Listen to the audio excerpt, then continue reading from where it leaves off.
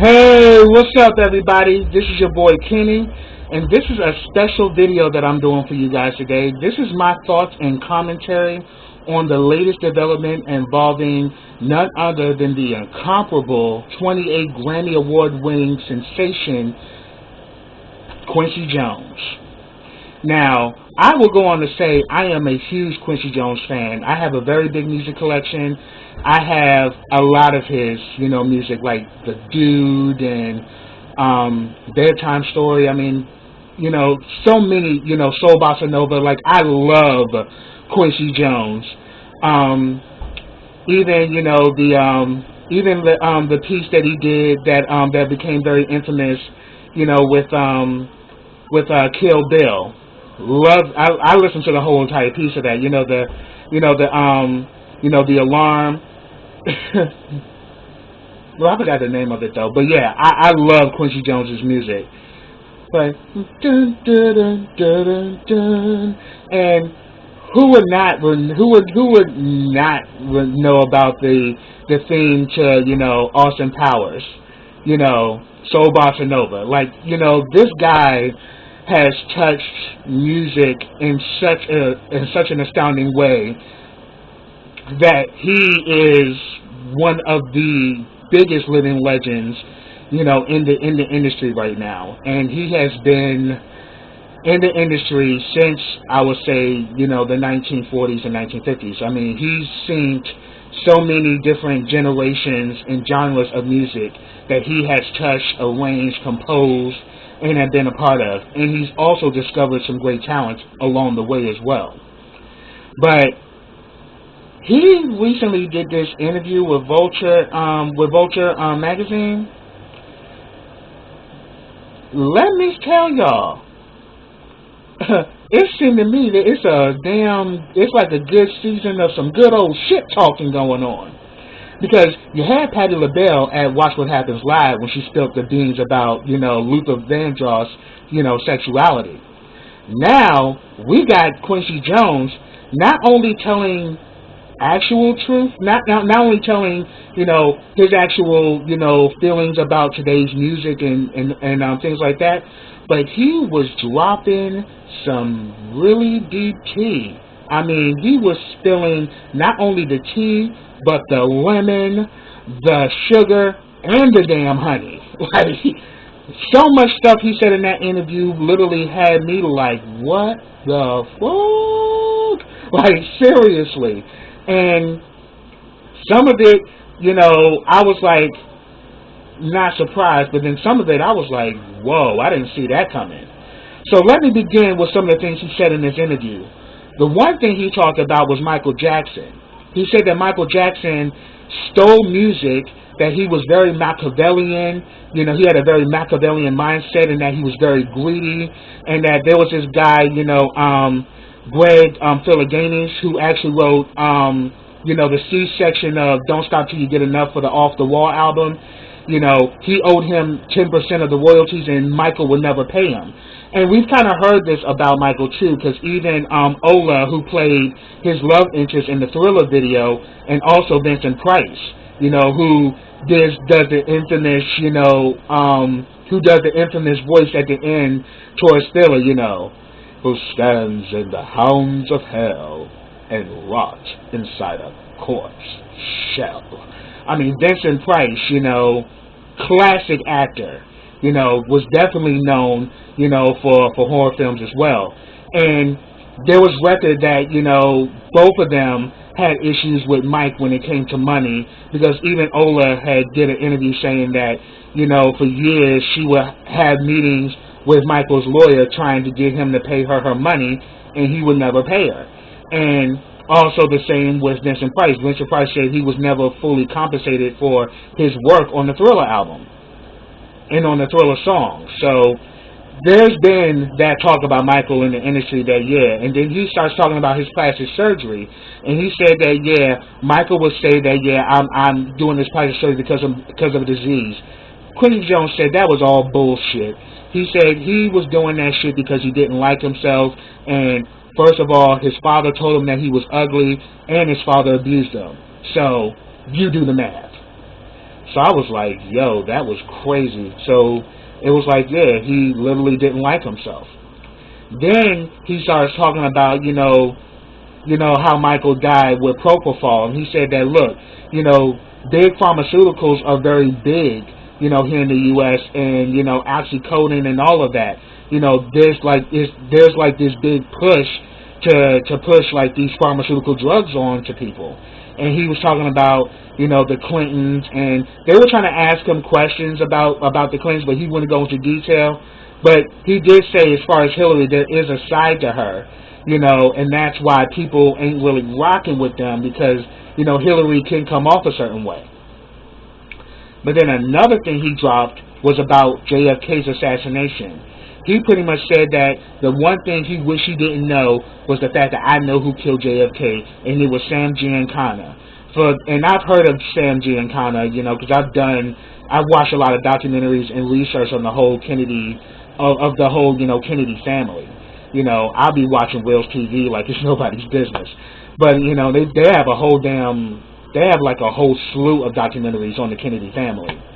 And Sam Giancana's name has come up, but the legend has it is that Sam Giancana, who was pretty much a big mobster in Chicago, part of the mob, he pretty much was very close friends with Frank Sinatra. And rumor has it was that Sam Giancana, Frank Sinatra, and Joe Kennedy, and everybody knows how blatantly evil Joe Kennedy was. But the three of them together decided, in order for Kennedy to win, we need help getting Illinois. So Sam Giancana pretty much, made the moves where, Kennedy won, the state of Illinois in 1960.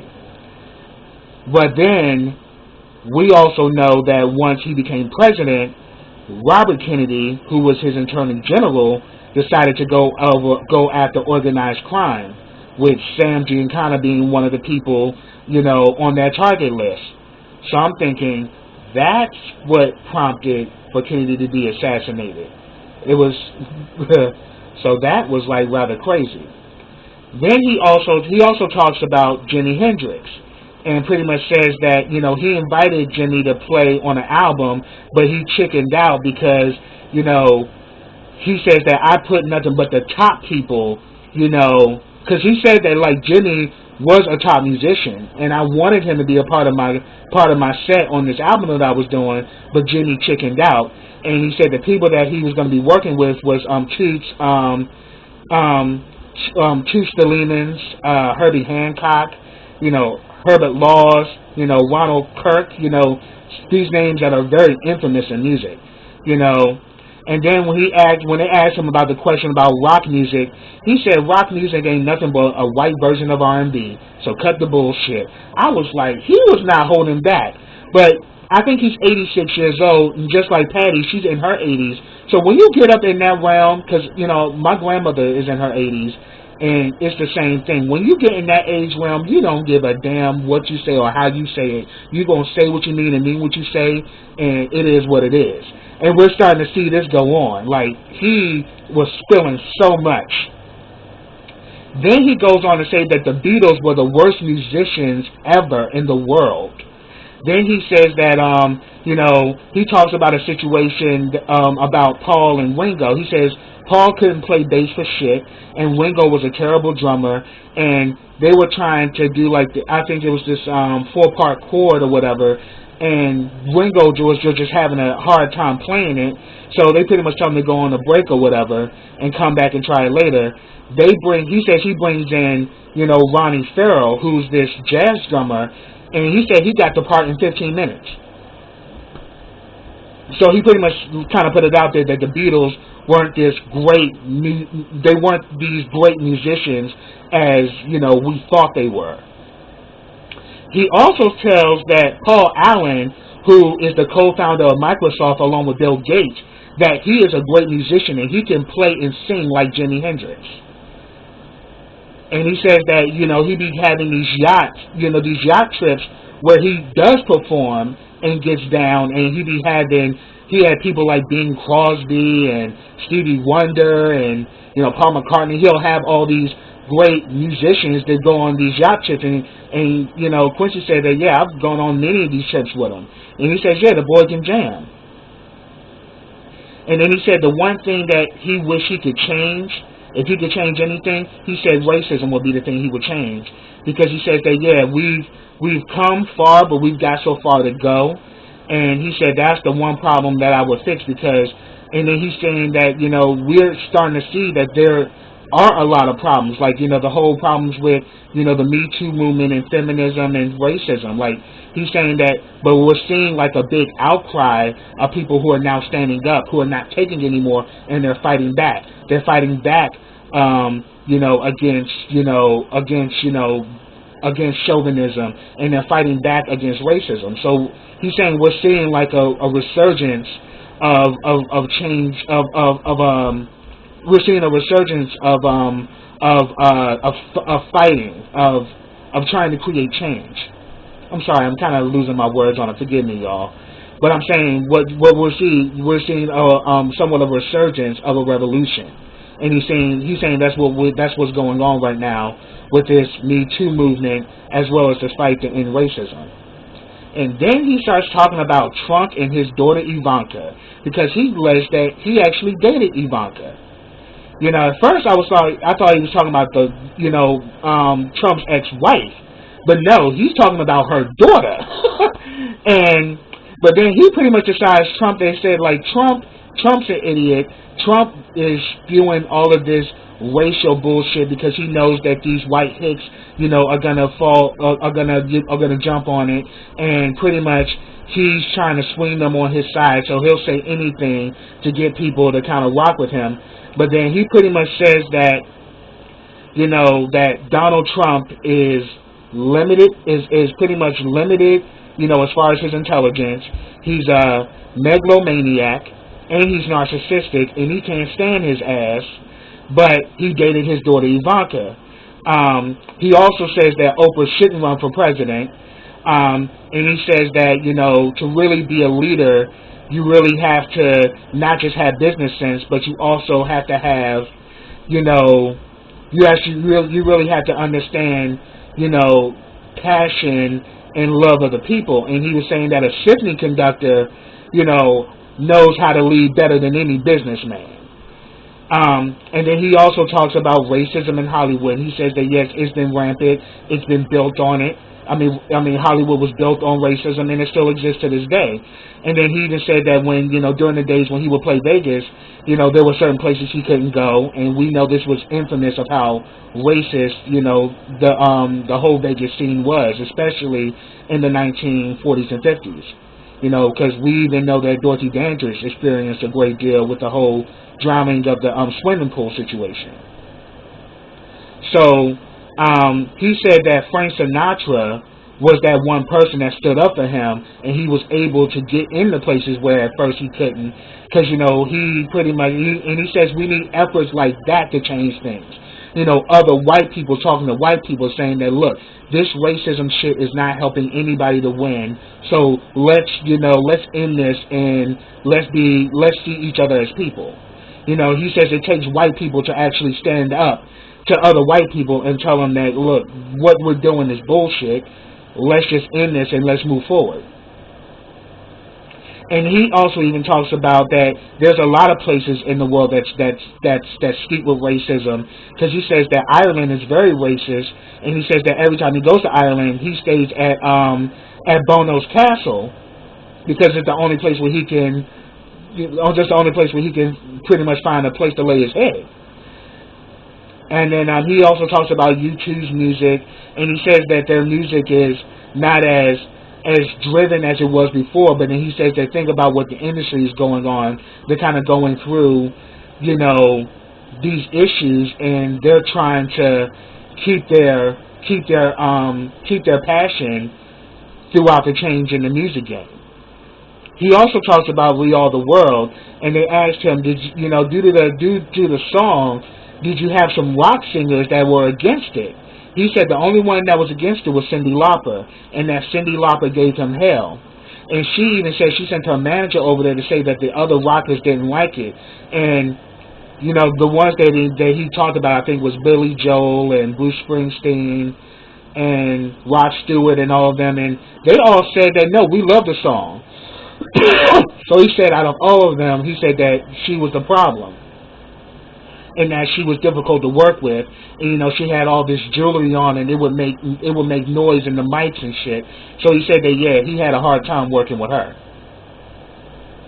But then he goes to say that the most underrated artists of all time are the brothers Johnson, James Ingram, and Kevin Campbell.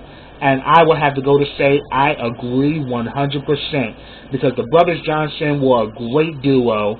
James Ingram and Kevin Campbell had some of the best singing voices known to mankind. So I definitely agree with him on that. They are the most underrated artists of all time. They should definitely have higher accolades and should be in a higher place, especially Kevin, because I'm a big Kevin Campbell fan.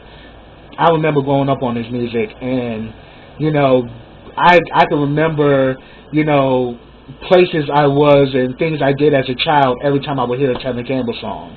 So that's how much I listen to Kevin. And my best friend will tell you, too. Shout out to my boy K2 of the K2 Spot. Definitely check him out. He does great music reviews. You know, so yeah, definitely check out my best friend. Love you, bestie. Alright, so yeah, he definitely talks about, you know, that yeah, they were the most underrated artists of all time. And then he also talks about, you know, his gift as being a creator and producer of music is that he can put his feelings into a song. And he says that, you know, he also says that the problem, you know, with a lot of current music is that the music doesn't change. And he says that the mind turns off when the music doesn't change, and that the music has to be dynamic, and that you have to keep the ear busy. You know, and that's the trick. And he says also the big thing of what makes everything work, the big power is great songs. And he said, and then he pretty much talks about, you know, the lack of musicianship in today's music industry, that has become more of a papers game than it is about, you know, musicianship and study. And he pretty much goes to say that, look, the song is the power, the voice is the vessel, meaning it's not about the singer, it's about the song. And if you don't have a great song, no matter how great the singer is, it's not going to work. He says it's the same thing, like you can't put $1 million to a piano and expect to get that $1 million back just because you bought $1 million piano. And he said that this is pretty much the mentality of where the industry has gone to. But then he's known that, you know, today's best musicians that he loves are Bruno Mars, Chance the Rapper, Kendrick Lamar, and Ed Sheeran. And he also mentions Sam Smith, you know, because he's an original artist, and because he's openly gay, he thinks it's a beautiful thing.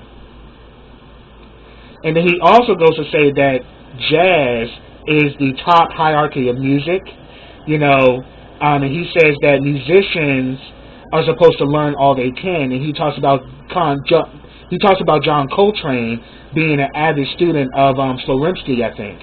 And he said that he constantly kept that book around and was constantly studying while creating and performing music. And he says that, you know, the sad thing is that the music industry has become about making money than it is about making music. And then he pretty much throws some shade and says that when you are in the music, he says when you in the industry trying to create Ciroc and Fat Farm, you know, instead of creating real authentic music, God leaves the room. So I'm like, he threw shade at Russell Simmons and Diddy, and was saying that they're all about money. They're not about music, and they're not about the art. They're about making money. And he pretty much says that I never did music for fame and fortune, you know. And he says that today's music is nothing but loops, beats, rhymes, and hooks in syncopation. He says that, in rotation.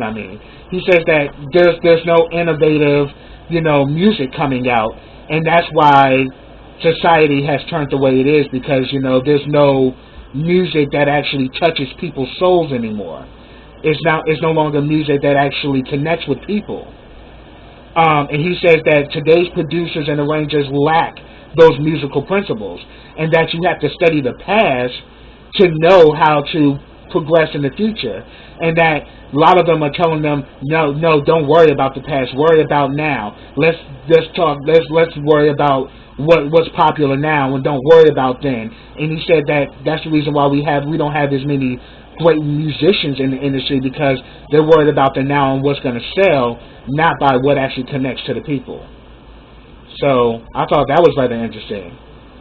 And then he also breaks down about how he was the producer as well as the, you know, score writer for The Color Purple, and how at that time he had a nervous breakdown because he was the producer of the movie, as well as, you know, he also wrote the musical score, and he was just working double overtime, and he just drove himself to the point where he just couldn't take anymore. And then he also mentions in this that, you know, religion is built on smoke, fear, and murder, and that this whole game of Catholicism and the church is all about money. So he definitely put that out there. And then he also says that he didn't really start making money until he started working with Leslie Gore, and also at the time he was vice president of Mercury Records, so he didn't get his producing cut because she was on the label. And he says, yeah, you know how they do, always trying to cut our pockets. So he pretty much says that, yeah, you know, low-key racism, you know, as far as the business side of the music business. And then he said that he also made money when he worked with Michael Jackson, but he also made a lot of money producing television like The Fresh Prince of Bel-Air and Mad TV. But this is the one that really blew me, was when he talked about Marlon Brando. He said Marlon Brando would fuck a mailbox if he could. You know, he was a great dancer, he was a great person, but he would fuck anything. He had no labels when it came down to his sexuality. And then went to say that he had sex with James Baldwin, Richard Pryor, and Marvin Gaye. I was like, holy shit! I was like, whoa! I didn't see that one coming at all. I was like, what? And he was saying that, yeah, you know, and, you know, there's also been, you know, evidence even in his autobiography, and even his widow had even confirmed that Richard Pryor was bisexual. He even kind of put it in his comedy. You know, he's like, I sucked a few cocks in my day. Right, so Richard kind of put it out there that he did go both ways, and it was also saying that he also had dated a transvestite at one point and was very open about it in Hollywood. Also, we already knew that James Baldwin was openly gay, and, you know, definitely from this whole thing between him and Steve Coakley, you know, James Baldwin had a thing for white men. Hey, your preference is your preference. I ain't here to judge. But the whole thing with Marvin Gaye, that was a shocker. But then not so much, but then, yeah, it was a shocker because, you know, we know Marvin is so much of a ladies' man, but then again, Marvin was in the drug scene, and this was like during the counterculture of the 60s. You not only was experimenting with drugs, you were experimenting with sex as well, and not just sexual partners, but different types of sex. You know, straight sex, gay sex, bisexual sex, orgies. You know, so with that in mind, yeah, it's a possibility that Marvin Gaye did swing both ways. But yeah, that was actually a shocker, because I was like, whoa, you are really singing like a canary right now, Quincy Jones. It's kind of making me thinking, are you telling some of your tea too? Just saying, sometimes you got to read between the notes. But that's what I have, y'all. But I definitely want to hear your comments and your feedback. But again, do it with respect. You don't have to agree with me, but respect me, because I'm very respectful. But yes, this interview had me gagging. I was like, whoa, you are literally serving me a cup of tea that I literally wanted to take my time to sip it. I didn't want the tea to end. You know what I'm saying? So it was really good. I mean, Not only was he spilling some tea, but then he was also talking about some profound things as well. So you had a mix of everything in this. So that's what I have, y'all.